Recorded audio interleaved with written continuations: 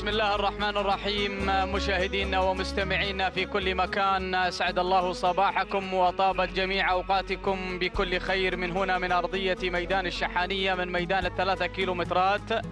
نرحب بحضراتكم عبر الهواء مباشرة على قناة الريان الفضائية. أهلا ومرحبا بكم في هذا السباق التمهيدي الثالث الصيفي الذي يقام هنا لهذه المرة الثالثة هنا على أرضية ميدان الثلاثة كيلومترات. بسم الله وعلى بركة الله تتم انطلاقتنا لأول أشواط هذه الفترة الصباحية ولأول انطلاقة هذا السباق التمهيدي الثالث من مسافة 1500 متر. بسم الله وعلى بركة الله نبدأ هذه المقدمة ونتعرف وإياكم على هذه المراكز الخمسة الأولى. نبدأ مع المقدمة والصدارة. المركز الأول قصف سالم بن عبد الله بن سعيد البخيت. مع المركز الأول ننتقل للمركز الثاني. من تتواجد على مستوى المركز الثاني؟ يبدو لي هذا شعار بن مقالح.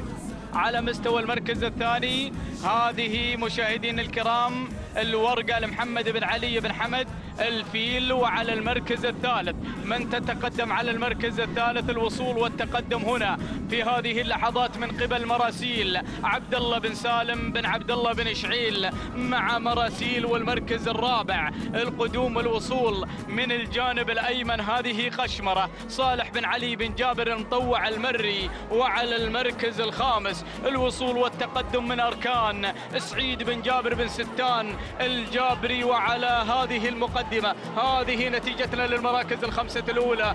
شوط ناري وشوط مولع مشاهدينا الكرام. 400 متر تفصلنا عن خط النهاية، ولكن الناموس، أرى الناموس مع الورقة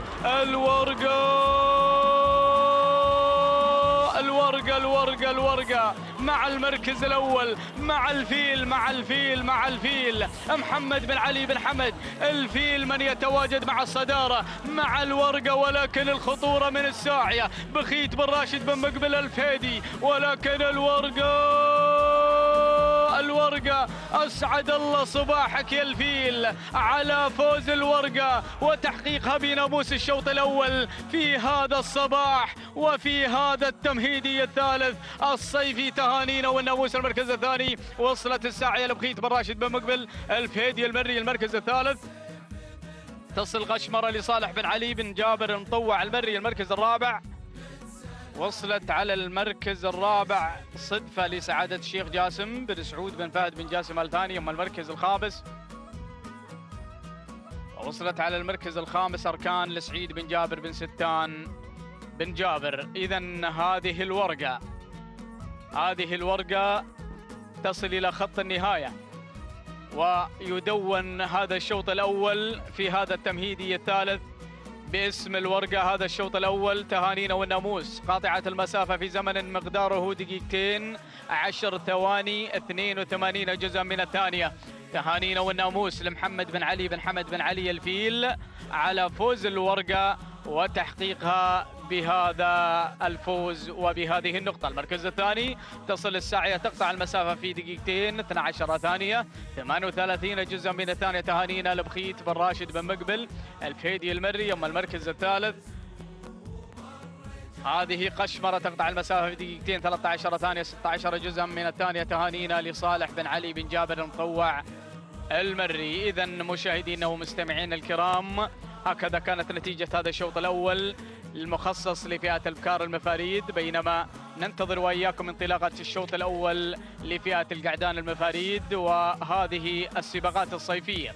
نعم والتي تحظى بهذا الإشراف الكامل والدعم المستمر من اللجنة المنظمة لسباقات الهجن مشكورة وعلى رأسها سعادة الشيخ حمد بن جاسم بن فيصل آل ثاني. والشكر موصول أيضا لنائبه سعادة عبد الله بن محمد الكواري. والشكر أيضا موصول لمدير إدارة السباقات والأنشطة مبارك بن محمد بن بادي النعيمي.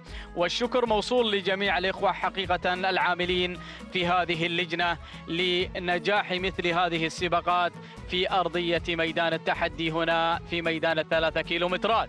مشاهدينا ومستمعينا الكرام للحديث بقية والمنافسة على أشدها، وهذا هو السباق التمهيدي الثالث نعم، الذي تكون فيه الأعداد زائدة بالكمية الكبيرة، نعم، من حرص هؤلاء المشاركين للمشاركة في هذا التمهيدي وفي هذه السباقات الصيفية المدعومة من اللجنة المنظمة لسباقات الهجن. بسم الله وعلى بركة الله، هذه الانطلاقة مشاهدينا ومستمعين الكرام. سطوان من يحتل المركز الأول. نفتتح إذاعتنا نعم بهذا الشوط الأول مشاهدينا ومستمعين الكرام، نفتتح هذه الإذاعة مع سطوان من يحتل المركز الأول والقيادة في هذه اللحظات. الشوط الأول الرئيسي للقعدان، يا من يريد الناموس. هذه المقدمة مع سطوان، راشد بن شفيع بن راشد الفيدي المري. المركز الثاني هنا جلمود حمد بن مبارك بن محمد بن رخيلة المري. أما المركز الثالث فالوصول والتقدم هنا من براق راشد بن دايل بن سيف النعيمي. المركز الرابع القدوم من الحصان محمد بن راشد بن محمد الجفالي النعيمي. ننتقل للمركز الخامس، ومن يتواجد على مستوى المركز الخامس هذا هو مشاهدينا الأفاضل وقش لعبد الرحمن بن محمد بن سعود الفيدي المري. ولكن نعود إلى المقدمة، نعود إلى صدارة هذا الشوط، نعود إلى المقدمة إلى جلمود يتصدر هذه الجموع، يتصدر هذه القعدان. سلالة جلمود مع المركز الأول 500 متر، يا راعي جلمود حمد بن مبارك بن محمد الرخيلة المري. ولكن الخطورة بانت. شوف براق بن دايل راشد بن دايل بن سيف النعيمي، ولكن بن شفيع هنا مع سطوان والتحركات والأوامر. الله، وصلوا هل الطلايب يا برخيلة، وصلوا هل الطلايب. يصلون هنا اخوانك المشاركين على مستوى المركز الثاني والثالث والرابع. هنا اول القادمون هذا هو وقش عبد الرحمن بن محمد بن سعود الفيدي. ولكن الامور تسير هناك مع جلمود، تسير من صالح جلمود. الشوط مع جلمود، اسعد الله صباحك يا راعي جلمود حمد بن مبارك بن محمد بن رخيلة على هذا الناموس. المركز الثاني يصل وقش لعبد الرحمن بن محمد بن سعود الفيدي المري. المركز الثالث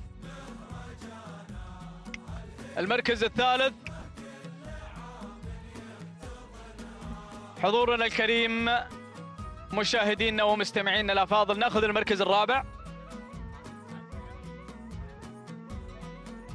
المركز الثالث يصل النشمي سعيد بن محمد بن سعيد بن نوره المري. أما المركز الرابع فيصل على المركز الرابع رمز لفيصل بن وسام بن سلطان الهاجري. المركز الخامس يصل نواف لسعد بن سالم بن عبد الله بن سعد. هذه النتيجة مشاهدينا ومستمعينا الكرام. هكذا كانت نتيجة هذا الشوط الأول المخصص لفئات القعدان المفاريد من مسافة 1500 متر في هذا السباق التمهيدي الثالث. غاطع مسافة هذا الشوط جلمود الشوط الأول بزمن مقداره 2 10 ثواني 73 جزءا من الثانية. تهانينا مرة أخرى إلى مالك جلمود حمد بن مبارك بن محمد بن رخيلة المري. أما المركز الثاني فيصل وقش يقطع المسافة في 2 11 ثانية 79 جزءا من الثانية. تهانينا لعبد الرحمن بن محمد بن سعود الفيدي المري. أما المركز الثالث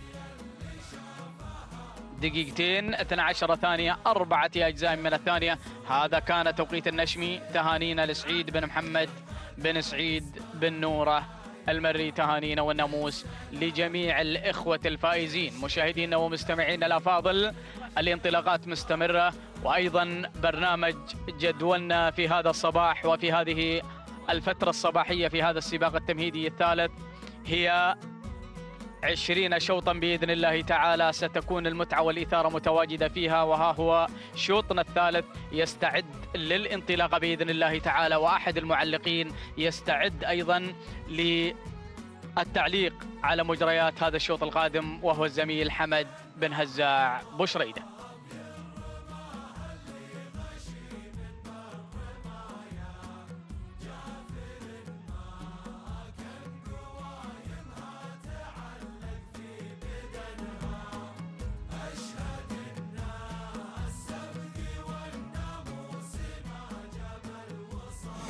بسم الله الرحمن الرحيم. السلام عليكم ورحمة الله تعالى وبركاته.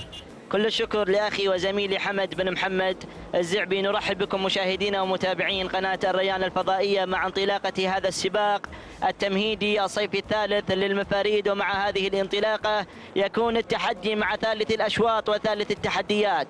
نبدأ مباشرة بالمركز الأول وأول المنطلقات الوجبة بشعار عبد الله بن علي بن حمد آل شعيل. المري يتقدم مع الوجبة على المركز الأول. ننتقل بحضراتكم إلى المركز الثاني. وصلت في هذه اللحظات ضوء مبارك بن محمد بن سالم الكربي، يتقدم مع ضوء على المركز الثاني، بينما المركز الثالث تصل في هذه اللحظات أيضا الكدرية. تنطلق الكدرية بشعار بريك بن طالب بن هادي بن هليل المري، بينما المركز الرابع التدخل في هذه اللحظات من قبل وعد لحمد بن زيد بن راشد آل بحيح. المري يتقدم مع وعد على المركز الثالث في هذه اللحظات، بينما الخامس مع هذا الانطلاق تتقدم دمعة لسعيد بن جابر بن ستان بن جابر على خامس المراكز. ذعنا المراكز الخمسة الأولى لنعود إلى التغيير الذي طرى وجرى على مقدمة هذا الشوط مع الكدرية.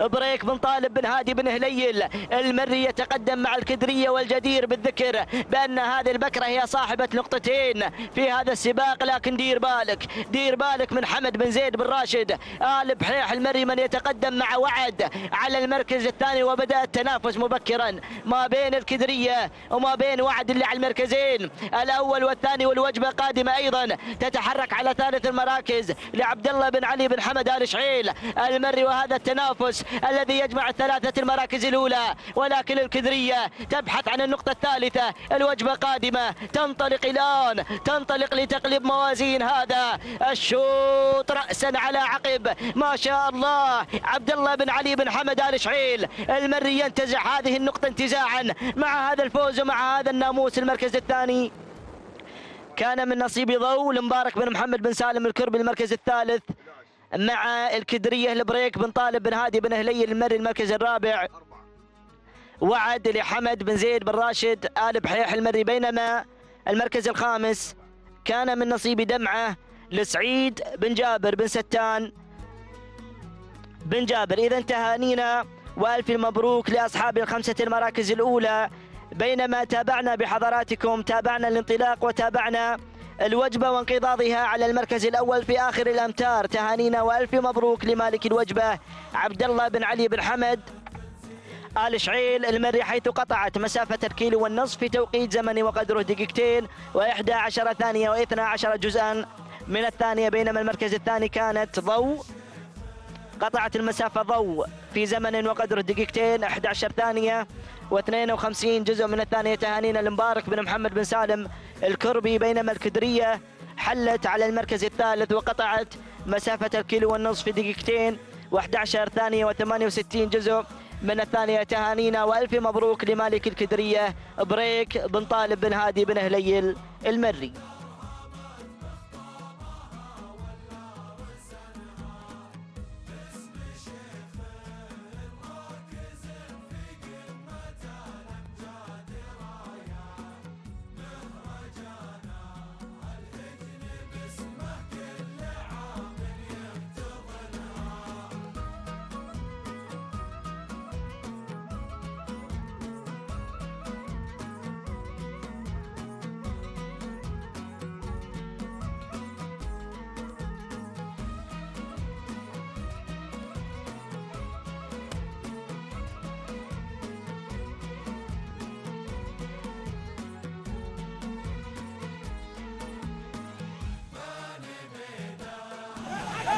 تستمر الانطلاقات ويستمر التحدي مع اندفاعة رابع الأشواط، وهذا شوط مخصص لسن المفاريد القعدان. وبهذه الانطلاقة نذهب بحضراتكم مع المقدمة ومع المركز الأول. الصدارة مع عناد لراشد بن بطي بن محمد الحسن المري، يتقدم مع عناد على المركز الأول. ننتقل إلى المركز الثاني. الوصول في هذه اللحظات من قبل الساعي لسالم بن بخيت بن راشد الفهيدي المري، يتقدم على مستوى المركز الثاني مع انطلاقة الساعي. بينما النقلة إلى ثالث المراكز وإلى انطلاقة شاهين لخالد بن وسام بن سلطان بن سعد. الهاجري يتقدم مع شاهين على المركز الثالث. المركز الرابع شوف الدخول والانطلاق من قبل صمصام لخالد بن حمد بن عبد الله بن سعد بن شعيل، يتقدم مع صمصام على رابع المراكز. بينما المركز الخامس يصل في هذه اللحظات وينطلق مزاح لعبد الله بن علي بن حمد بن علي المري، يصل وينطلق من المركز الخامس ويتسلل بدوره إلى رابع المراكز. هذه الخمسة المراكز الأولى. لنعود بحضراتكم بعدما أتممنا هذا النداء إلى مقدمة هذا الشوط وإلى عناد لراشد بن بطي بن محمد الحسنة المري، ولكن سعى الساعي إلى الناموس مع هذا الانطلاق، مع هذا التحدي لسالم بن بخيت بن راشد بن مقبل المري. بينما المركز الثاني هنا عناد على المركز الثاني والمركز الثالث. دير بالك من القادم مزاح عبد الله بن علي بن حمد بن علي المري، مزحاته ثقيلة اليوم. وشوف شعر بن شعير، يا سلام. الصمصام ينطلق أيضا، يأتي من حيث لا نعلم خالد بن حمد بن عبد الله بن سعد بن شعير. والتنافس الأخير، بدأت الحركة وبدأ الرقص، بدأت السرعة مع آخر الأمتار وآخر التحديات. صمصام على المركز الأول. الساعي قادم، وأيضا مزاح يا مزاح، مزحاته ثقيلة، مزحاته قوية جدا في هذه الأمتار، في آخر الأمتار. يا سلام. ينقض على المركز الأول عبد الله بن علي بن حمد بن علي المري، ينتزع هذا الشوط انتزاعا بعد تنافس مثير. المركز الثاني كان من نصيب الساعي لسالم بن بخيت بن راشد الفهيدي المري. المركز الثالث عناد لراشد بن بطي. المركز الثالث إذن صمصام لخالد بن حمد بن عبد الله بن سعد بن شعيل.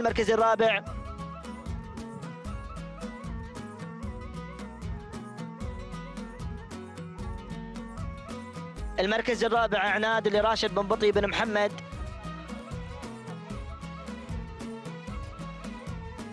إذن المركز الثالث كان مع عناد لراشد بن بطي بن محمد الحسن المري. المركز الرابع كان مع صمصام لخالد بن حمد بن عبد الله بن سعد بن شعيل. بينما خامس المراكز كان من نصيب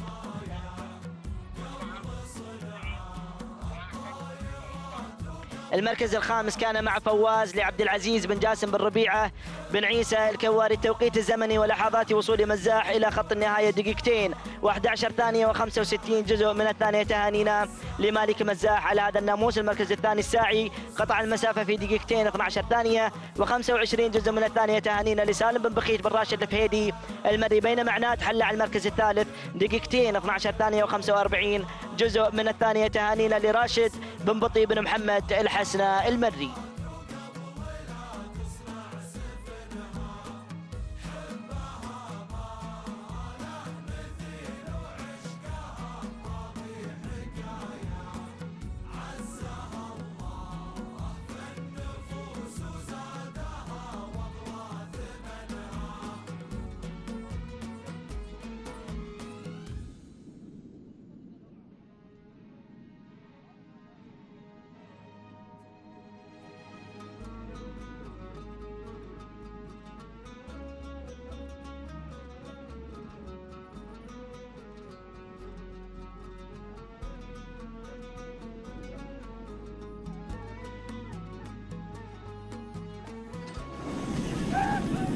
أسعد الله صباحكم بكل خير وطابت جميع أوقاتكم أيها المستمعين الأعزاء.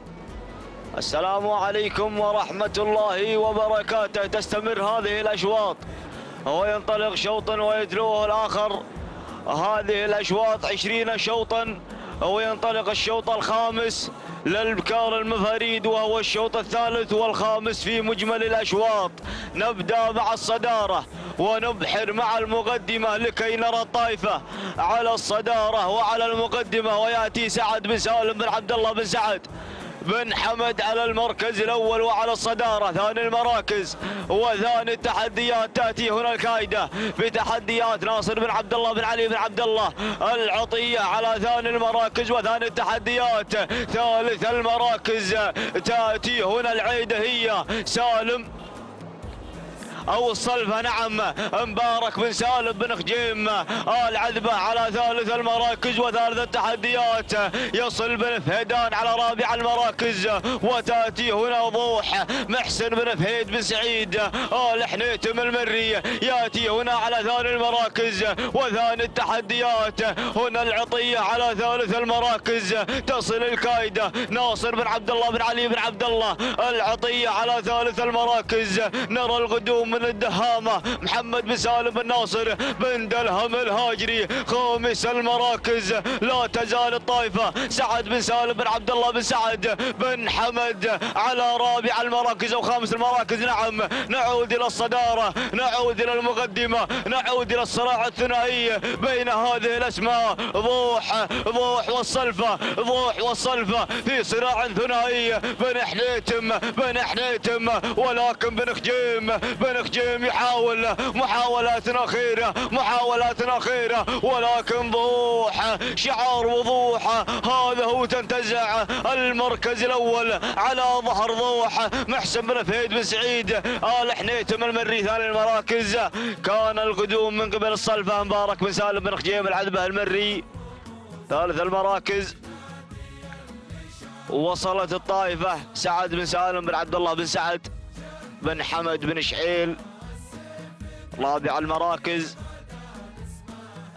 الدهامة محمد بن سالم بن ناصر بن دلهم الهاجري. خامس المراكز كان الوصول من قبل الكايدة ناصر بن عبد الله بن علي بن عبد الله العطية. نرى وصول ضوح إلى خط النهاية وتحطم التوقيت تحت أخف ضوح المملوكة لمحسن بن فهيد بن سعيد آل حنيتم المري بتوقيت زمني 2 9 ثواني 73 جزءا من الثانية. تهانينا والف مبروك لمحسن بن فهيد بن سعيد آل حنيتم المري. ثاني المراكز كان القدوم من قبل الصلفة بتوقيت زمني 2 10 ثواني 31 جزءا من الثانية. تهانينا والف مبروك لمبارك بن سالم بن خجيم آل عذبة المري. أما ثالث المراكز كان الوصول من قبل الصلفة مبارك بن سالم بن خجيم أو نعم ثالث المراكز تصل هنا الطائفة لسعد بن سالم بن عبد الله بن سعد بن حمد بن شعيل بتوقيت زمني 2 11 ثانية 62 جزءا من الثانية. تهانينا والف مبروك لجميع الفائزين.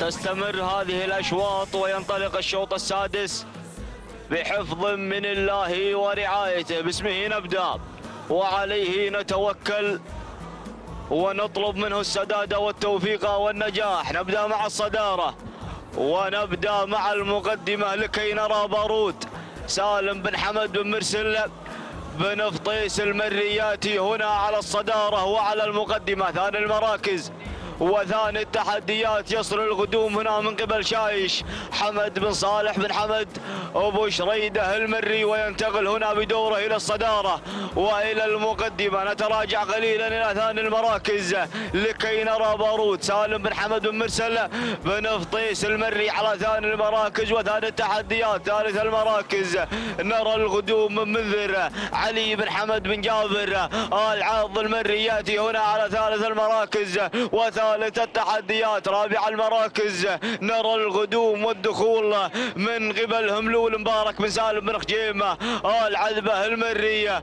أما رابع المراكز يأتي هنا شقران حمد بن علي بن راشد بن علي الصم المري يأتي هنا على رابع المراكز ورابع التحديات. خامس المراكز يأتي هنا على خامس المراكز متعب محمد بن راشد محمد الجفالي النعيمي. نعود إلى أبو شريدة على الصدارة وعلى المقدمة. شايش على المقدمة وعلى الصدارة، ولكن يأتي المرتجز على ثاني المراكز. علي بن عبد الله بن علي بن عبد الله العطية يأتي هنا على ظهر المرتجز على ثاني المراكز وثاني التحديات.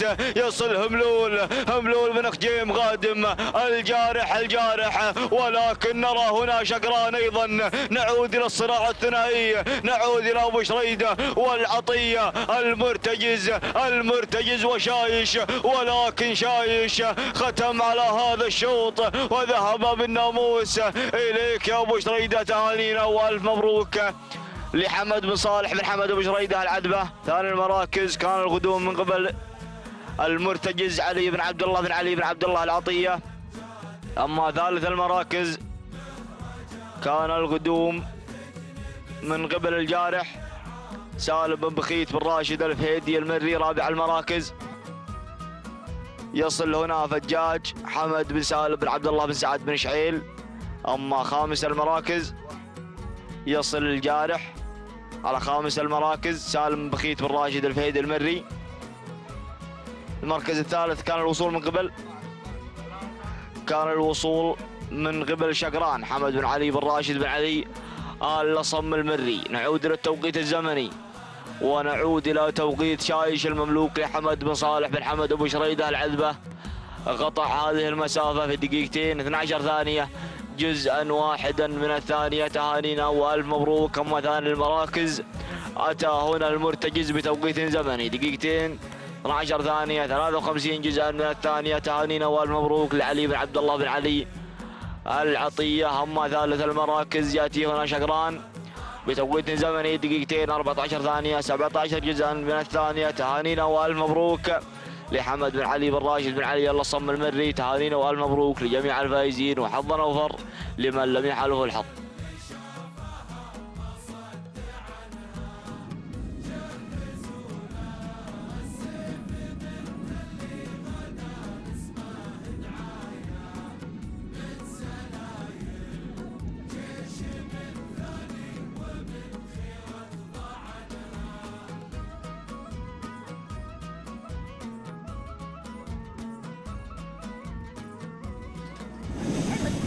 إذا مشاهدينا الكرام مستمعينا الأفاضل، التواصل يستمر من هنا من على أرضية هذا الميدان، ميدان الشحانية، ومع هذا السباق الصيفي الثالث المخصص للمفاريد.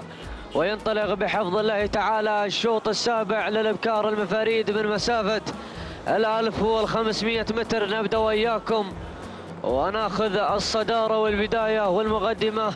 والمركز الأول أثير مع حمد بن صالح بن حمد أبو شريدة العذبة مع المقدمة والصدارة. المركز الثاني تليها مع المركز الثاني نعم الوصول من ملامح مع حمد بن علي بن راشد بن هاشل الفهيدة. المركز الثالث الوصول والقدوم من انطلاقة محبة مع محمد بن مبارك بن محمد البادي النعيمي. المركز الرابع القدوم والوصول الله حبايب مع محمد بن مبارك بن محمد بن سالم الكربي. والمركز الخامس الوصول من هناك من الجانب الأيمن من البصرة مع صالح بن عم بن صالح بن سعيد بن علي السفران. نعود مع الصدارة والمقدمة مع أثير بشريدة، والخطورة من شعار بن هاشل مع المركز الثاني.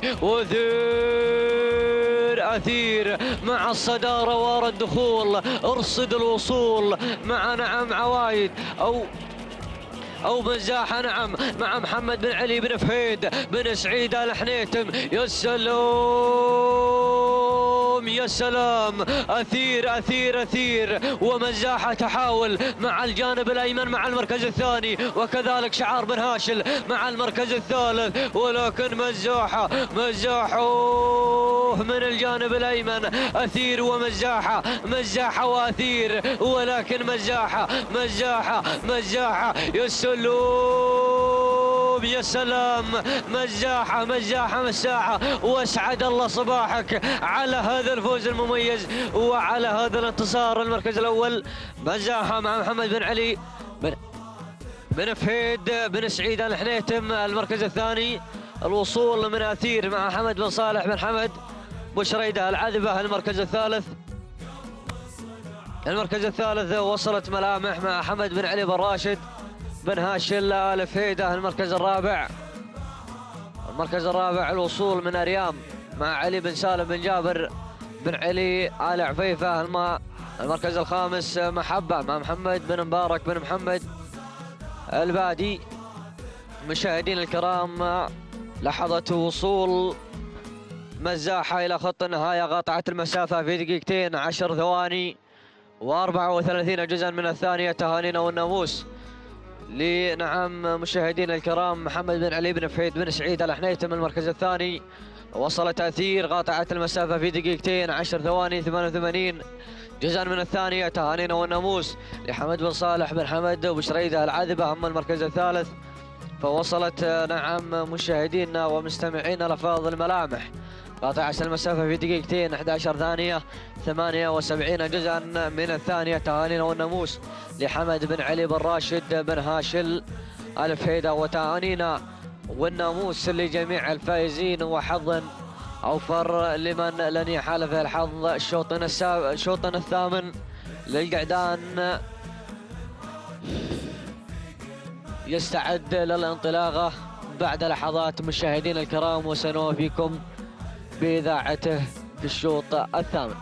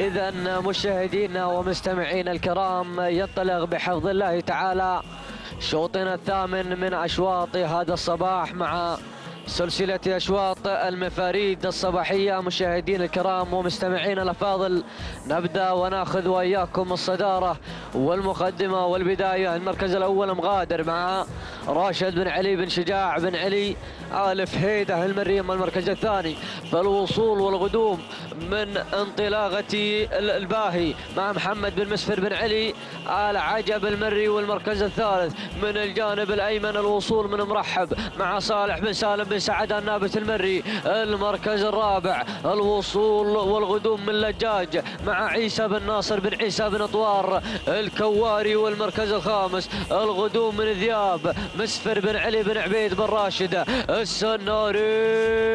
وها هو ندانا الأول للخمسة المراكز الأولى، ونعود مع البداية والمقدمة مع مرحب مع المقدمة والخطور من شعار الكواري. واصل مع المركز الثاني مع لجاج عيسى بن ناصر بن عيسى بن طوار الكواري غادم مع المركز الثاني. المركز الثالث واصل الباهي مع محمد بن مسفر بن علي العجب، ولكن مرحب مع المقدمة.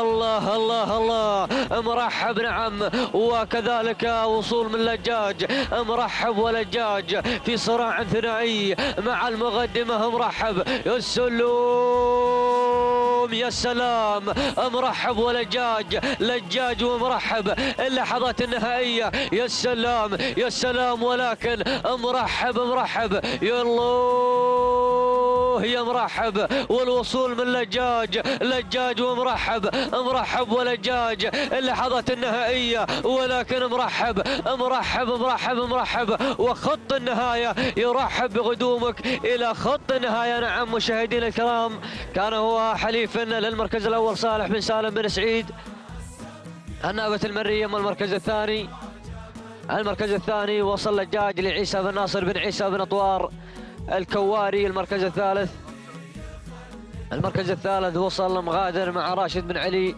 بن شجاع الفهيدة. هم المركز الرابع، نعم المركز الرابع الوصول بن قالط مع حمد بن محمد بن كردي المنخص المري. أما المركز الخامس، المركز الخامس ذياب مع مسفر بن علي بن عبيد بن راشد السناري. إذا مشاهدينا الكرام، ننتقل وإياكم إلى التوقيت الزمني ولحظات وصول مرحب إلى خط النهاية قاطع المسافة في دقيقتين 9 ثواني 28 جزءا من الثانية. والمركز الثاني الوصول والغدوم من لجاج مع عيسى بن ناصر بن عيسى بن أطوار الكواري قاطع المسافة في دقيقتين 9 ثواني و72 جزءا من الثانية. تهانينا والناموس. المركز الثالث الوصول والغدوم من انطلاقة مغادر مع راشد بن علي بن شاجع أو بن شجاع الفهيدة قاطع المسافة في دقيقتين 11 ثانية 89 جزءا من الثانية. تهانينا والناموس لجميع الفائزين، وحظ أوفر لمن يحالف الحظ.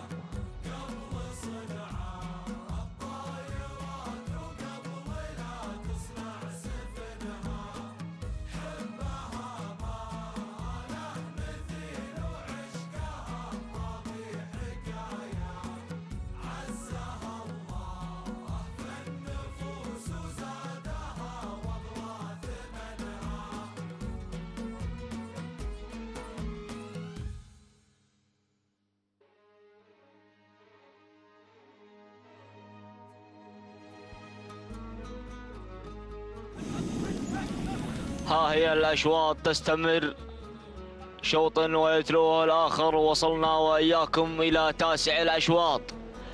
نبدأ مع الصدارة ونبدأ مع المقدمة لكي نرى أميرة هزاع بن حمد بن صالح أبو شريدة العذبة على المركز الأول وعلى الصدارة.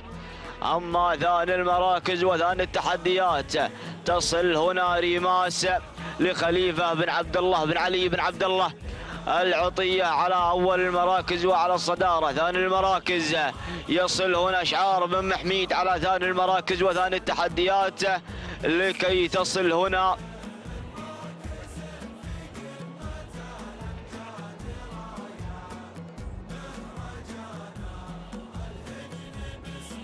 ثالث المراكز تصل هنا الشاهينية لحمد بن علي بن راشد بن هاشر الفهيدة على ثاني المراكز وثاني التحديات. أما ثالث المراكز وثالث التحديات يصل هنا إشعار بن محميد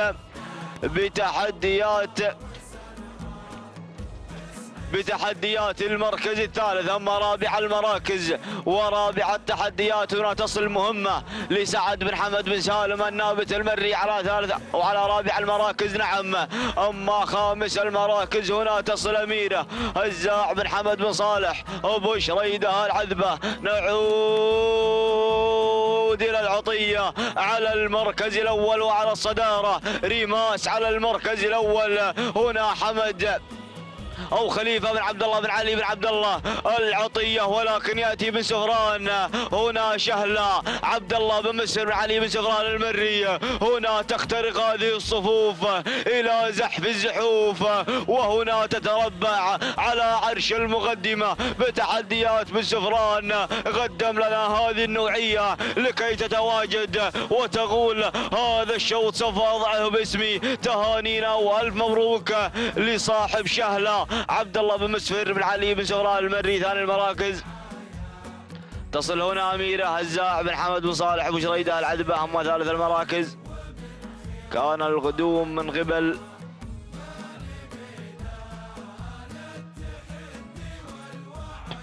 تصل هنا ريماس عبد الله وخليفة بن عبد الله بن علي بن عبد الله العطية. أما رابع المراكز تصل هنا مهمة سعد بن حامد بن سالم النابت المري. خامس المراكز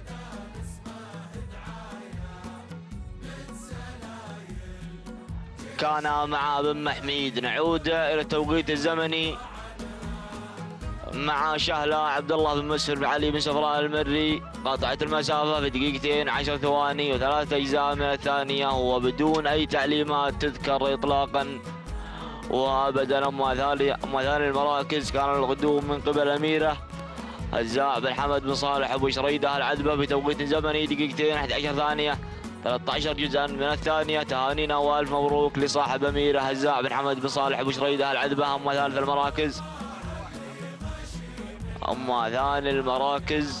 المراكز نعم هنا ريماس خليفة بن عبد الله بن خليفة العطية. خليفة بن عبد الله بن علي العطية قطعت المسافة في دقيقتين 11 ثانية 15 جزءا من الثانية. تهانينا والف مبروك لجميع الفائزين.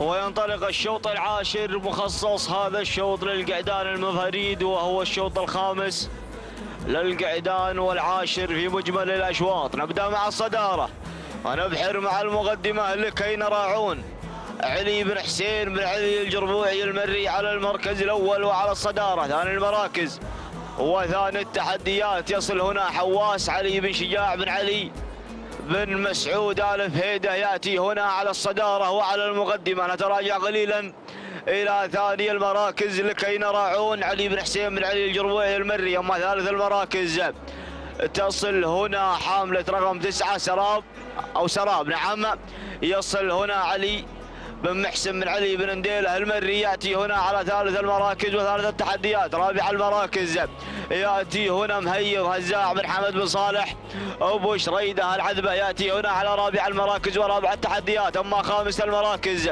يأتي هنا العابر محمد بن مسهر بن علي العجب المري يأتي هنا على خامس المراكز وخامس التحديات. نعود إلى الصدارة ونعود إلى المقدمة لكي نرى حواس علي بن شجاع بن علي بن مسعود آل فهيدة يأتي هنا على الصدارة وعلى المقدمة على ظهر حواس. ولكن نرى عون على ثاني المراكز المملوك لعلي بن حسين بن علي الجربوعي المري ويأتي هنا أبو شريدة على ظهر مهيض على ثالث المراكز. رابع المراكز ناصي صالح بن حمد بن سالم النابت المري يأتي هنا على ظهر ناصي. ولكن نعود إلى حواس على الصدارة حواس على المقدمة. هنا العلي بن شجاع بن علي بن مسعود الفهيدة. عون وشجاع أو عون، نعم عون وحواس، عون وحواس، ولكن حواس هو الأقرب للناموس والانتصار. تهانينا وألف مبروك لصاحب حواس علي بن شجاع بن علي الفهيدة المري. أما ثاني المراكز كان القدوم من قبل عون علي بن سعيد، علي بن حسين بن علي الجربوعي المري. ثالث المراكز أتى هنا ناصي صالح بن حمد بن صالح بن حمد بن سالم النابت المري. رابع المراكز سراب علي بن محسن بن علي بن نديله المري. خامس المراكز مهيض هزاع بن حمد بن صالح ابو شريده العذبه. تهانينا والف مبروك لصاحب حواس الذي انتزع المركز الاول بتوقيت زمني دقيقتين 11 ثانيه 37 جزءا من الثانيه. تهانينا والف مبروك لعلي بن شجاع بن علي بن مسعود الفهيده المري. اما ثاني المراكز اتى هنا عون وقطع المسافه بتوقيت زمني دقيقتين 11 ثانيه 69 جزءا من الثانيه. تهانينا والف مبروك لعلي بن حسين بن علي الجربوعي المري. اما ثالث المراكز كان القدوم هنا من قبل ناصي وقطع المسافه بتوقيت زمني دقيقتين 11 ثانيه 87 جزءا من الثانيه. تهانينا والف مبروك لصالح بن حمد بن سالم النابت المري. تهانينا والف مبروك لجميع الفائزين.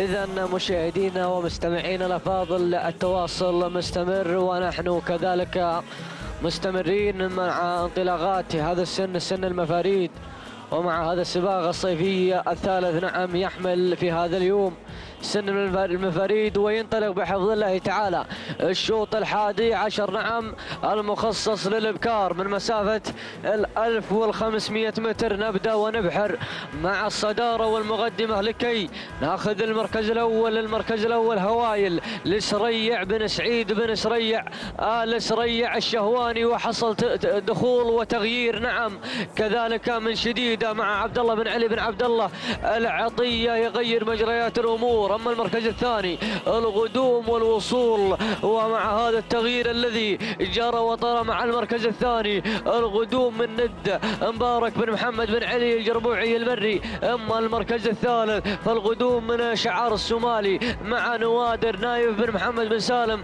النابت المري. أما المركز الثالث أو المركز الرابع نعم الوصول من ند أو معزة حفيظ بن راشد بن حمد المغرز النابت المري. والمركز الخامس والوصول من الجزيرة مع حمد بن هادي بن حمد آل بريد المري. وها هو النداء الأول للخمسة المراكز الأولى، ونعود إلى النجمة الساطعة مع المركز الأول ومع هذا الشعار الغني عن التعريف.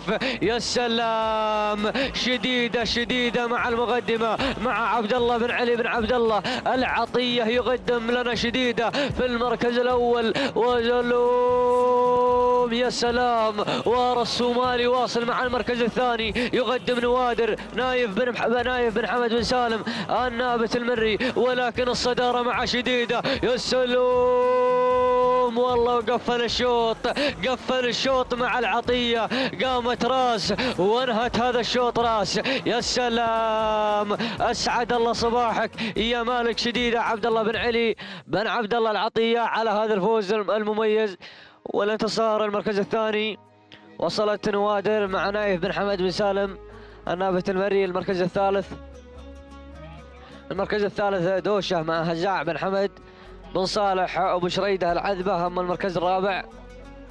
المركز الرابع وصلت هملولة مع عبد الله بن مسفر بن علي بن سفران المري. أما المركز الخامس وصلت ند مع مبارك بن محمد بن علي الجربوعي. مشاهدينا ومتابعينا الأفاضل، ننتقل وإياكم إلى التوقيت الزمني وإلى لحظات وصول شديدة إلى خط النهاية من تزعة هذا الفوز المميز والانتصار. قاطعت المسافة في دقيقتين 10 ثواني 24 جزءا من الثانية. تهانينا والناموس لعبد الله بن علي بن عبد الله العطية. أما المركز الثاني في الوصول من نوادر مع نايف بن حمد بن سالم النابت المري. قاطعت المسافة في دقيقتين 11 ثانية و68 جزءا من الثانية. تهانينا والناموس. المركز الثالث وصلت دوشة مع هزاع بن حمد بن صالح بشريدة العذبة. قاطعت المسافة في دقيقتين 12 ثانية 30 جزءا من الثانية. نعم مشاهدينا ومستمعينا الأفاضل، تهنئة موصولة لجميع الفائزين. تهانينا والناموس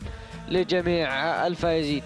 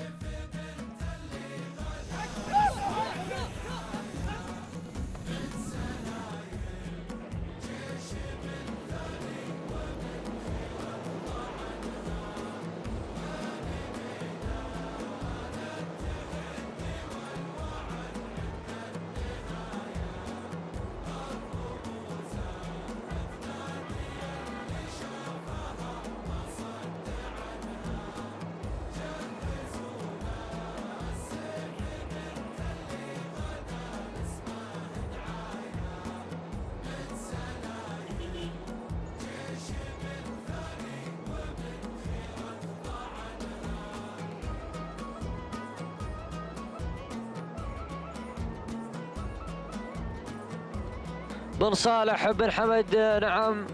نعم الوصول والغدوم من انطلاقة وعر لسعد بن محمد بن سعيد البريص المري. أما المركز الثالث فالوصول من العمال حمد بن صالح بن حمد بن صالح بن حديد. والمركز الثالث الغدوم والوصول من مبلش سالم بن محمد بن حمد بن لنقح المري. والمركز الخامس الغدوم من المعرب محمد بن عبيد بن علي بن عبيد السناري. والصدارة المقدمة وغير وعر يغير مجريات الأمور مع سعد بن محمد بن سعيد البريص المري. والمركز الثاني ذرب واصل مع المركز الثاني. والمركز الثالث أرى الوصول والغدوم والانطلاقة من وصول مبلش مع سالم بن محمد بن حمد بن لنقح. ولكن يا سلام وعر مشاهدينا الكرام مستمعين الافاضل، اصدرت عليه الاوامر. يا سلام وعر مشاهدينا الكرام. يا سلام خلاص قفل الشوط واسعد الله صباحك يا مالك وعر يا سعد يا بن محمد يا بن سعيد يا البريص المري. قاطع نعم هذه نهايه يهدي هذا الفوز المميز والانتصار. المركز الثاني الوصول من مبلش مع سالم بن محمد بن حمد بن لنقح المري. المركز الثالث الوصول من مشرف مع سعيد بن علي بن راشد بن علي الله صمم. المركز الرابع الوصول من الشرس منصور بن عبد الله بن علي بن عبد الله العطية. والمركز الخامس المركز الخامس الوصول نعم من العمال مع حمد بن صالح بن حمد بن صالح الحديد. مشاهدينا الكرام مستمعينا الافاضل ننتقل واياكم الى لحظات التوقيت الزمني. نعم شاهدنا واياكم انطلاقه وعار لسعد بن محمد بن سعيد الابريص الماري قاطع المسافه في دقيقتين 10 ثواني و9 اجزاء من الثانيه. تهانينا والناموس لنعم مالكي وعار سعد بن محمد بن سعيد بن صالح الابريص المري. المركز الثاني وصل مبلش مع سالم بن محمد بن حمد بن لنقح قاطع المسافه في دقيقتين من 10 ثانيه و43 جزءا من الثانيه. تهانينا والناموس لك بن لنقح. من المركز الثالث المركز الثالث الوصول من مشرف مع سعيد بن علي بن راشد بن علي اللصم قاطع المسافه في دقيقتين 15 ثانيه و77 جزءا من الثانيه. تهانينا والف الف مبروك لجميع الفائزين وحظنا اوفر لمن لن يحالف الحظ. واحيل الكلمه والميكروفون للزميل محمد بن طالب بن هلي.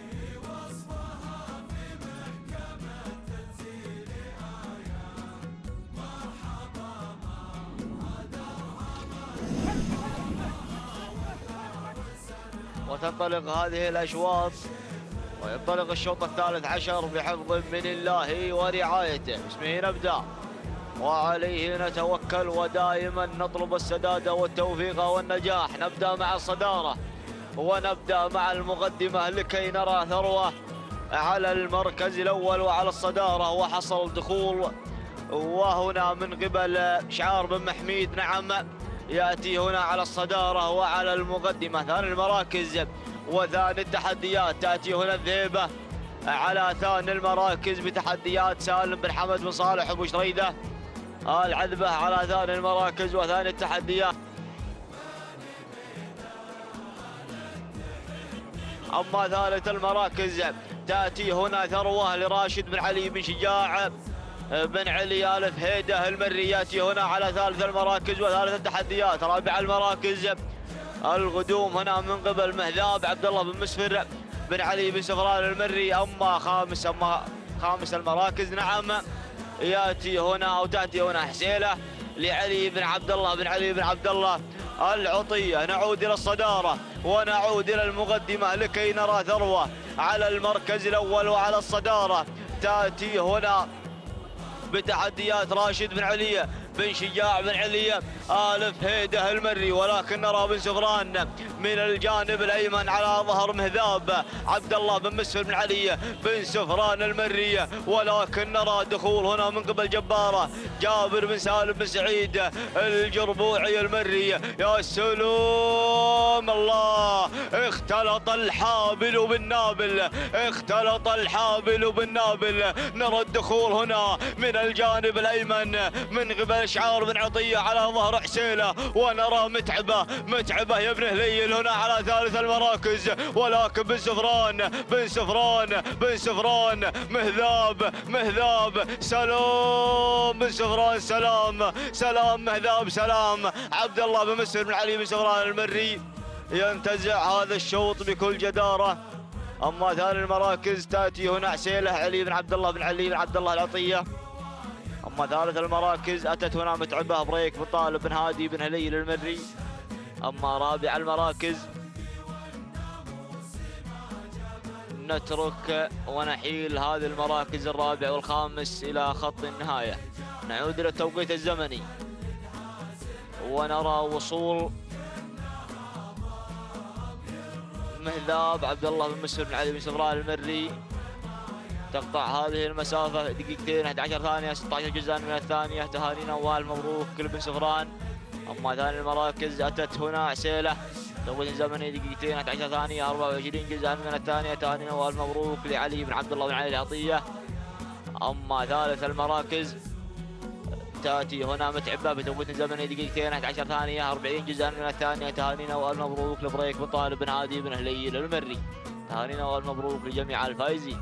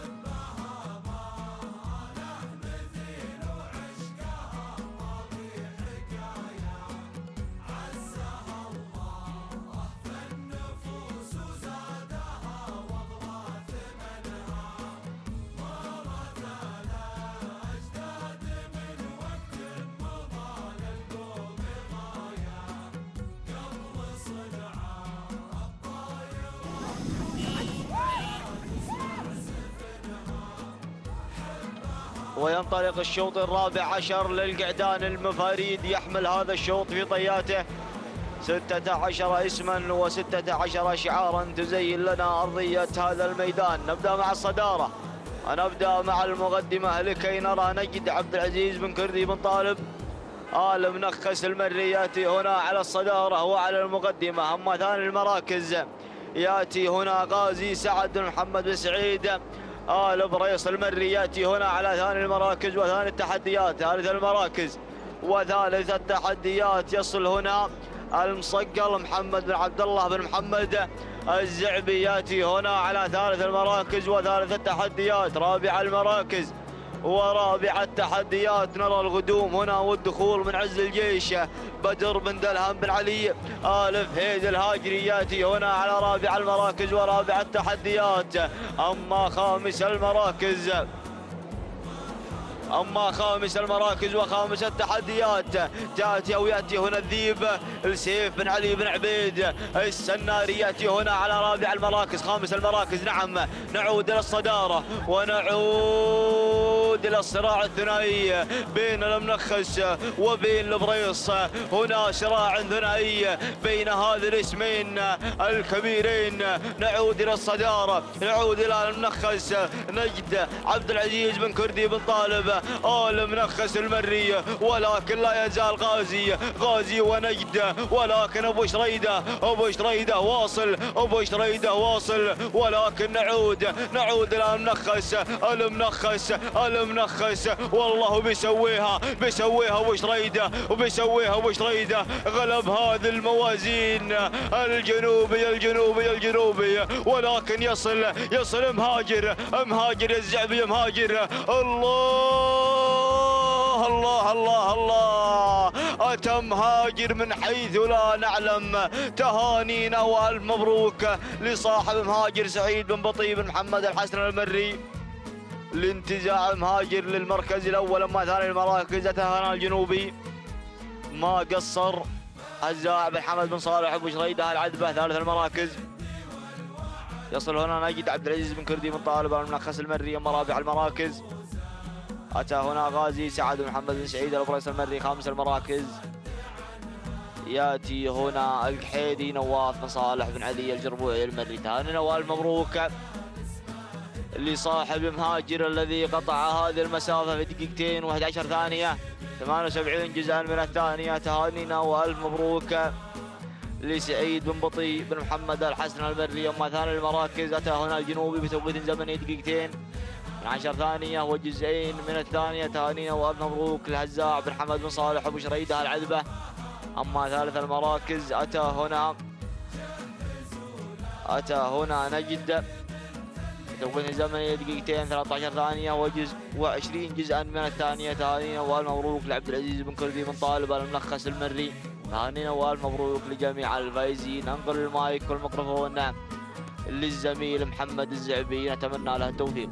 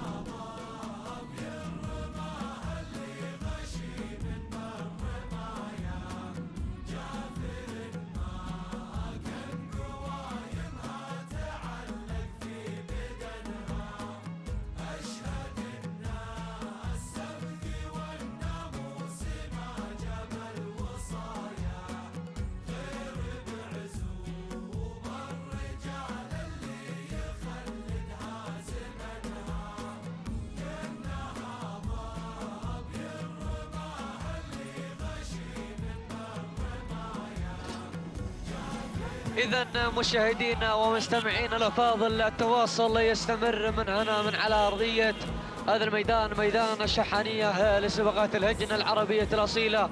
وينطلق بحفظ الله تعالى الشوط ال15 المخصص للإبكار من مسافة 1500 متر. نبدأ مع الصدارة والمقدمة والبداية مع هوايل لسعيد بن محمد بن علي بن سعيد الجربوعي مع المقدمة. والمركز الثاني الوصول من سباير لسالم بن محمد بن حمد بن لنقح، واصل مع المركز الثاني. ورا الدخول الذي جرى وطرى مشاهدينا ومستمعين الأفاضل من انطلاقة السنافية مع سعيد بن علي بن محمد الغفراني المري. والمركز الرابع الفوز مع سالم بن حمد بن صالح ابو شريده العذبه. والمركز الخامس في الوصول من الريم لعبد الله بن مسفر بن علي بن سفرون. يا سلام.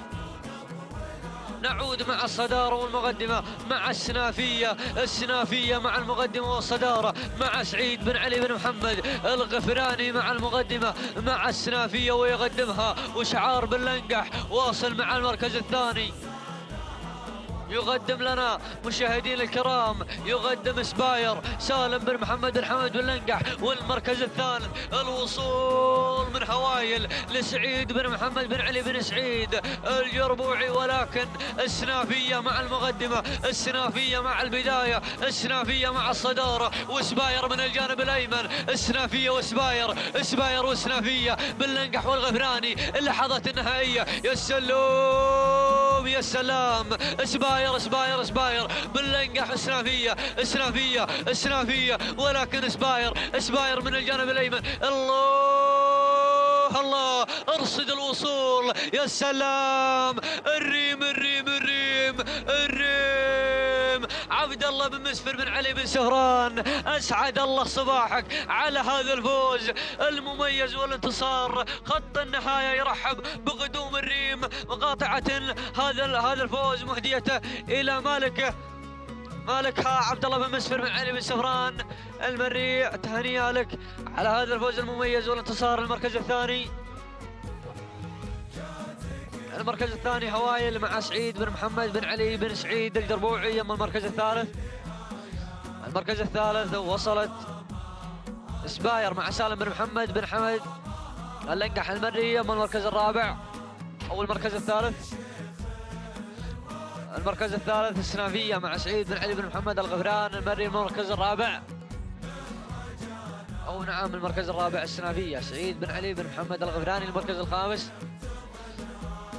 المركز الخامس وصلت مثل مع عبد الرحمن بن محمد بن علي الجربوعي المري. تهانينا والناموس. وننتقل وإياكم إلى التوقيت الزمني ولحظات وصول الريم عند الأمتار النهائية مع عبد الله بن مسفر بن علي بن سفران المري. قاطعة المسافة في دقيقتين 11 ثانية أو 10 ثواني و46 جزءا من الثانية. تهانينا والناموس اللي مالك الريم عبد الله بن مسفر بن علي بن سفران المري. المركز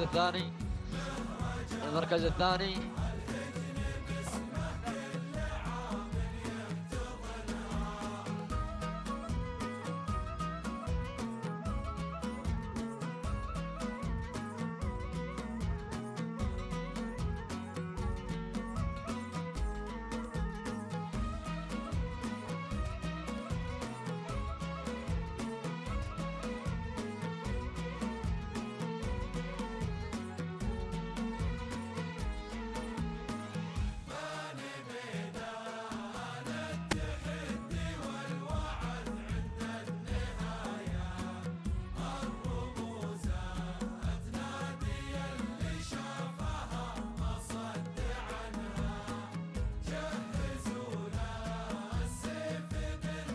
نعم مشاهدينا الكرام، المركز الثاني وصلت هوايل مع سعيد بن محمد بن علي بن سعيد الجربوعي، قاطعت المسافه دقيقتين 11 ثانيه 42 جزءا من الثانيه. اما المركز الثالث وصلت سباير مع سعيد بن علي بن محمد سباير مع سالم بن محمد بن حمد بن لنقح المري. مشاهدينا الكرام مستمعين الافاضل، الشوط السادس عشر ينطلق بحفظ الله تعالى ورعايه الشوط القعدان من مسافه 1500 متر.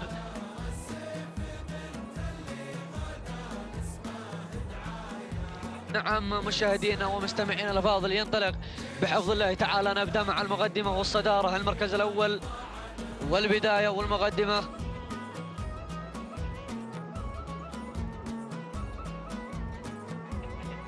نعم مشاهدينا ومستمعينا الافاضل، الوصول والقدوم من انطلاقه نعم شاهين واصل مع المركز الثاني مع سعيد بن محمد بن سعيد آل بريص المري. اما المركز الثالث الوصول والقدوم من انطلاقه رعد عبد العزيز بن كردي بن طالب آل منخس المري. والمركز الثالث الوصول والقدوم من انطلاقه نعم برزان محمد بن سالم بن ناصر بن دلهم. والمركز الخامس الوصول من موادع سيف بن علي بن عبيد السناري. ونعود مع البدايه والمقدمه والذي واصل يا سلام يا سلام يا سلام. القدوم من رعد عبد العزيز بن كردي من طالب المنخس واصل مع المركز الثاني، ولكن المركز الاول نعم مشاهدينا الافاضل مستمعينا الكرام، المركز الثاني وصل رعد عبد العزيز بن كردي بن طالب آل منخس واصل مع المركز الثاني. والمركز الثالث الصقيل او المركز الثالث نعم الصقيل مع عبد الرحمن بن محمد بن عبد الله الزعبي. ولكن الصدارة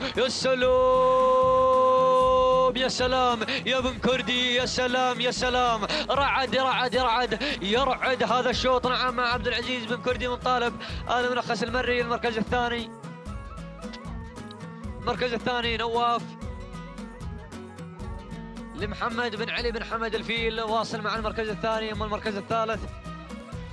المركز الثالث شاهين مع سعيد بن محمد بن سعيد آل بريص المري. اما المركز الرابع وصل الصقيل مع عبد الرحمن بن محمد بن عبد الله بن محمد الزعبي. والمركز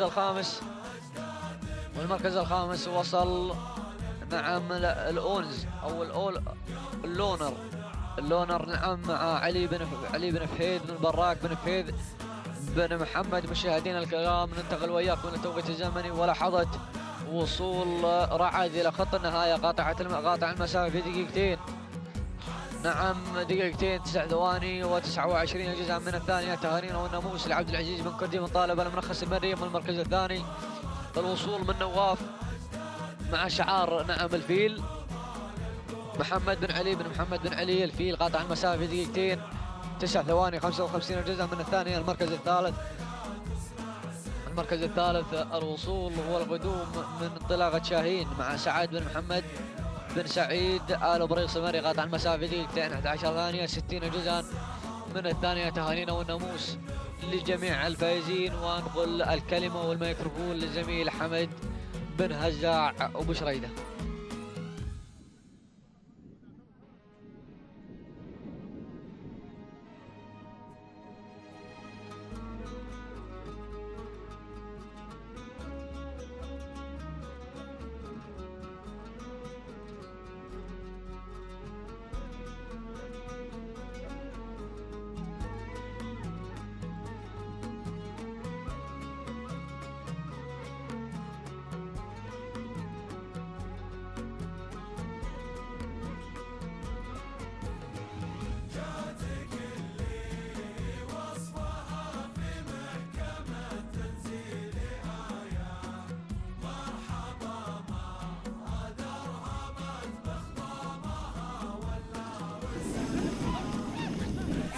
بسم الله الرحمن الرحيم، وبه وعليه سبحانه وتعالى نتوكل ونستعين. ينطلق بحفظ الله ورعايته الشوط السابع عشر، وهذا الشوط مخصص لسن المفاريد الابكار.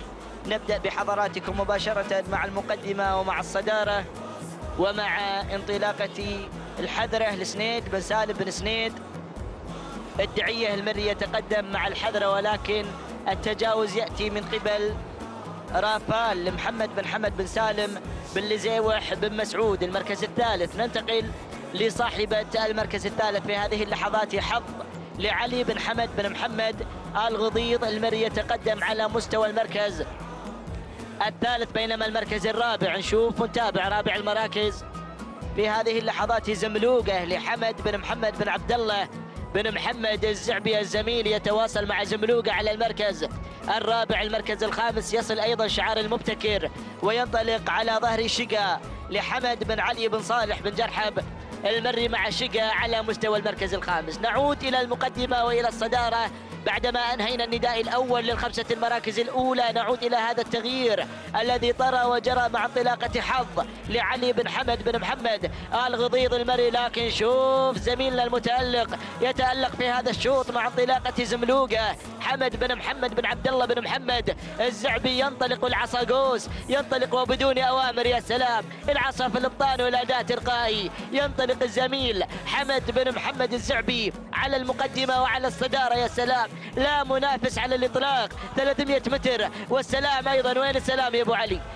السلام الى عين خالد. يا سلام الى عين خالد والى اينما يتواجد ايضا الزميل حمد بن محمد الزعبي وبدون اوامر. المبتكر يحاول محاولات جاده على المركز الثاني مع انطلاقه الشقا لحمد بن علي بن صالح بن جرحب، ولكن انطلقت زملوقه وادعت المشاركات. سلام عين خالد، سلام على هذا الفوز وعلى هذا الانطلاق. المركز الثاني كان من نصيب حظ لعلي بن حمد بن محمد آل غضيض المري. المركز الثالث شقا لحمد بن علي بن صالح بن جرحب المري. المركز الرابع الحذرة لسنيد بن سالم بن سنيد الدعية المري. بينما المركز الخامس كان من نصيب رافال لمحمد بن حمد بن سالم بن لزيوح المري. نعود إلى التوقيت الزمني وإلى لحظات وصول زملوقه إلى خط النهاية. قطعت مسافة الكيلو والنصف في توقيت زمني وقدره 2 و11 ثانية و51 جزء من الثانية. وبذلك أيضا نهني الزميل حمد بن محمد الزعبي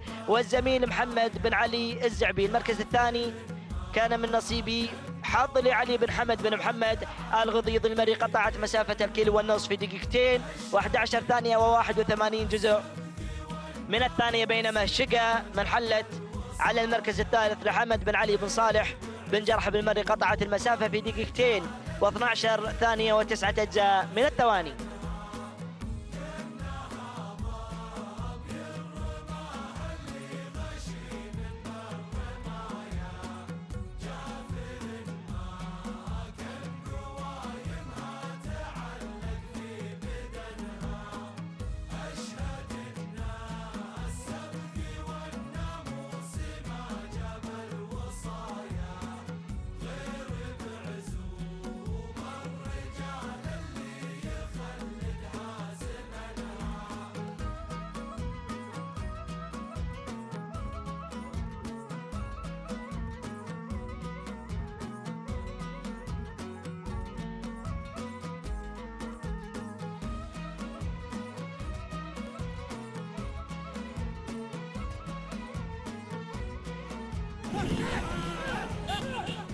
تتواصل الانطلاقات وتتواصل التحديات مع تواصل سلسلة أشواط هذا الصباح. ينطلق الشوط 18 في المجموع، ومع هذه الانطلاقة يكون التحدي ويكون التنافس المثير الذي يجمع الإخوان على أرضية هذا الميدان.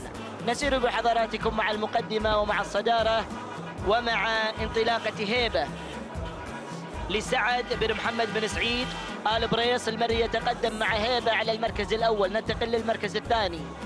التقدم في هذه اللحظات من قبل الغزيل لسعيد بن سالم بن سنيد الدعية. يتقدم مع الغزيل وتنتقل بدورها إلى المركز الأول. المركز الثالث شعار الزعبي شعار زملوقه يتقدم على ظهر درة لحمد بن محمد بن عبد الله بن محمد الزعبي مع درة على المركز الثالث. بينما المركز الرابع عطني اللي على المركز الرابع. الانطلاق يأتي مع تحدي أنباء لحمد بن علي بن عبد الهادي الغفراني المري مع أنباء على المركز الرابع، بينما المركز الخامس وصلت في هذه اللحظات الذيبة لمسفر بن محمد بن مسفر بن محميد الجربوعي، ينطلق على مستوى المركز الخامس. نعود إلى المقدمة ونعود إلى الصدارة وإلى انطلاقة هيبة لسعد بن محمد بن سعيد آل بريص المري، لكن دير بالك من درة قادمة. حمد بن محمد بن عبد الله بن محمد الزعبي زميلنا المتألق صاحب نقطة في هذا الصباح ويبحث عن النقطة الثانية على التوالي. المركز الثالث انطلاقة الغزيل سعيد بن سالم بن سنيد الدعية، والرابع أيضا شعار بن عبده يتقدم مع انطلاقة أيضا انطلاقة أنباء لحمد بن علي بن عبد الهادي الغفراني المري، ولكن هناك الصدارة مع هيبة ومع هذا الانطلاق من قبل شعار البريص سعد بن محمد بن سعيد آل بريص المري، ينتزع هذه النقطة انتزاعا بفارق كبير وبأداء ممتاز. سلام لبريص، سلام لمالك هيبة من أعلنت عن هيبتها مع هذا الانطلاق ومع هذا الاحتياط الجميل. تهانينا وألف مبروك. المركز الثاني كان من نصيب درة لحمد بن محمد بن عبد الله بن محمد الزعبي. المركز الثالث أنباء لحمد بن علي بن عبد الهادي الغفراني المري. المركز الرابع لغزيل لسعيد بن سالم بن سنيد الدعية، بينما المركز الخامس كان من نصيب معالي لراكان بن محسن بن راشد بن محسن بن نديلة. نعود وإياكم مشاهدينا الكرام إلى التوقيت الزمني وإلى هيبة وتوقيت هيبة الزمني. تقطع مسافة الكيلو والنصف على ما يبدو بأنه التوقيت الأفضل، 2:09:74 جزء من الثانية. تهانينا لمالك هيبة سعد بن محمد بن سعيد آل بريص المري. المركز الثاني كان من نصيب درة لحمد بن محمد بن عبد الله بن محمد الزعبي. قطعت المسافة في 2:10:88 جزء من الثانية، بينما المركز الثالث كانت أنباء لمالكها حمد بن علي بن عبد الهادي الغفراني المري. قطعت المسافة في 2:11:22 جزء من الثانية.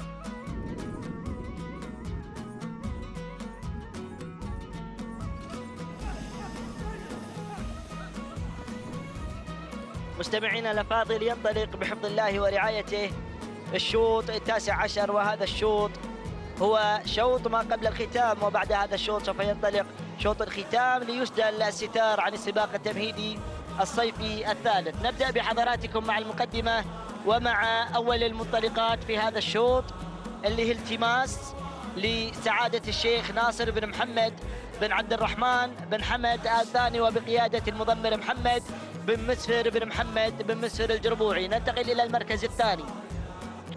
المركز الثاني الانطلاقة من قبل ظن لعبد الرحمن بن محمد بن علي الجربوعي المري، ينطلق مع ظن على ثاني المراكز، بينما المركز الثالث وصلت في هذه اللحظات بطرة لعبد الله بن مسفر بن علي بن سفران المري، ينطلق مع بطرة على المركز الثالث. المركز الرابع شاهينية لعبد الله بن سعيد بن حمد الزعبي بن قرح، بينما المركز الخامس من الجانب الأيمن يبدو أن شعار بن نجم ينطلق على المركز الخامس. لحظات لنتعرف على صاحبة المركز الخامس اللي هي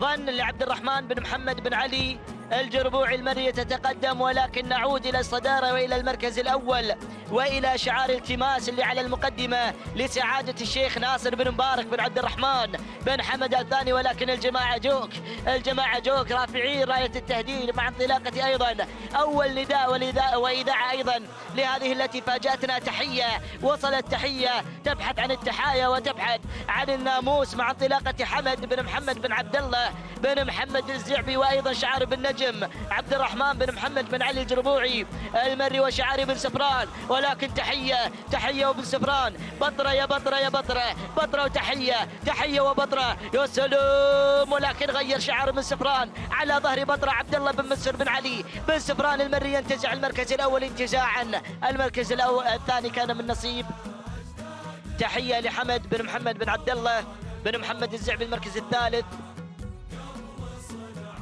آفاق لعبد الهادي بن هديب بن سالم الجربوعي المري المركز الرابع. أمجاد بريك بن طالب بن هادي بن هليل المري. بينما المركز الخامس كان من نصيب غنايم لراكاب بن حزام بن محمد بن راشد المري. نعود إلى التوقيت الزمني بعدما رأينا المنافسة المثيرة التي خاضتها بطرة وتحية. التوقيت الزمني دقيقتين و11 ثانية و40 جزء من الثانية. تهانينا لمالك بطرة عبد الله بن مسفر بن علي بن سفران المري المركز الثاني. كان مع تحية لحمد بن محمد بن عبد الله بن محمد الزعبي تقطع المسافة في دقيقتين و11 ثانية و50 جزء من الثانية. بينما المركز الثالث كان من نصيب ظن لعبد الرحمن بن محمد بن علي الجربوعي المري تقطع المسافة في دقيقتين و12 ثانية و74 جزء من الثانية.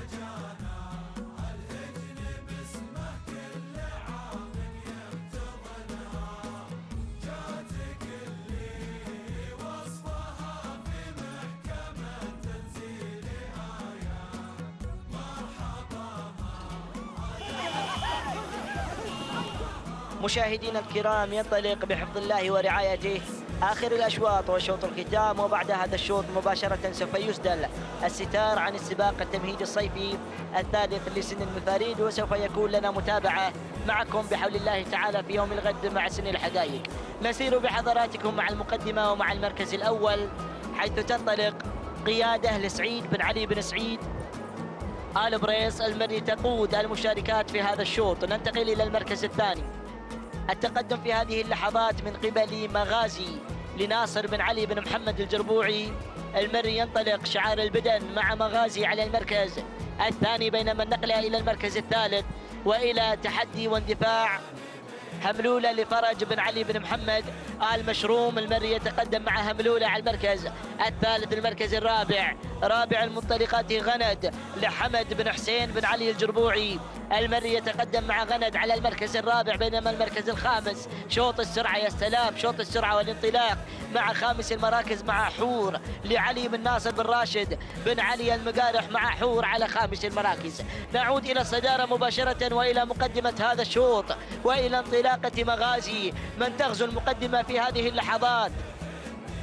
ناصر بن علي بن محمد البدن. ينطلق الجربوعي على المركز الأول، ولكن دير بالك من القادمة على المركز الثاني غند لحمد بن حسين بن علي الجربوعي المري. والمركز الثالث التقدم من قبل هملولة لفرج بن علي بن محمد المشروم المري. المركز الرابع الله يا سلام، شوف الانطلاق والتحدي من قبل حور القادمة أيضا لعلي بن ناصر بن راشد بن علي المقارح، ولكن الصدارة هناك، المقدمة هناك مع المركز الأول ومع التحدي الأول مع انطلاقة أيضا مغازي ناصر بن علي بن محمد الجربوعي المري. المركز الثاني القادمة أيضا هنالك غند لحمد بن حسين بن علي الجربوعي. وصلت لضية انطلقت لضية في هذه اللحظات لعلي بن محمد بن عبد الله بن محمد الزعبي، ولكن مغازي خلاص قفلت على هذا الشوط منذ البداية. تهانينا لمالك مغازي ناصر بن علي بن محمد الجربوعي المري. المركز الثاني كان من نصيب لضية لعلي بن محمد بن عبد الله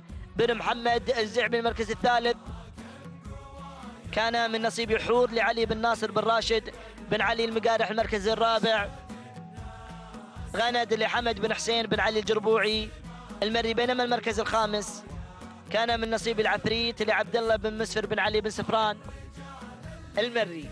نعود مشاهدينا الكرام إلى التوقيت الزمني وإلى لحظات وصول مغازي إلى خط النهاية. قطعت مسافة الكيلو والنصف في دقيقتين و11 ثانية و54 جزء من الثانية. تهانينا لمالك مغازي ناصر بن علي بن محمد الجربوعي المري. المركز الثاني كان من نصيب لضية لعلي بن محمد بن عبد الله بن محمد الزعبي. تقطع المسافة في دقيقتين و12 ثانية و60 جزء من الثانية. بينما المركز الثالث جاءت فيه حور لعلي بن ناصر بن راشد بن علي المقارح. تقطع المسافة في دقيقتين و12 ثانية و92 جزء من الثانية. إلى هنا مشاهدينا الكرام نكون قد وصلنا إلى ختام هذا السباق. نعود وإياكم إلى ملخص هذا السباق وإلى أصحاب الأشواط الرئيسية وأفضل توقيت زمني. الشوط الرئيسي ذهب مع الورقة بشعار محمد بن علي الفيل مع أول الأشواط تابعناها. بينما الشوط الرئيسي للقعدان يذهب مع مالك جلمود حمد بن مبارك بن محمد